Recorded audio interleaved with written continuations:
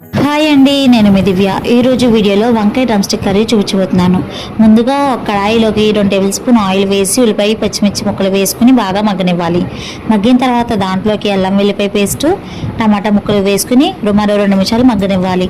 తర్వాత దాంట్లోకి drum stick ముక్కలు, వంకాయ ముక్కలు వేసుకుని ఒకసారి కలుపుకొని దాంట్లోకి చిటికెడు పసుపు, సరిపడా ఉప్పు వేసుకుని మరొక 5 నిమిషాల పాటు మగ్గనివ్వాలి.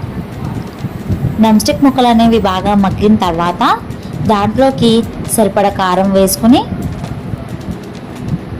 సరిపడా వాటర్ కూడా వేసుకుని మొత్తం అంతా ఒకసారి కలుపుకొని దగ్గరికి ఉడకనివ్వాలి.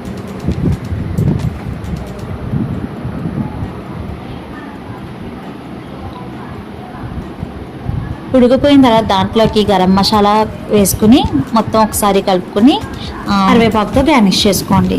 వంకాయ డ్రమ్ స్టిక్ కర్రీ రెడీ అయిపోయిందండి. Thank you for watching.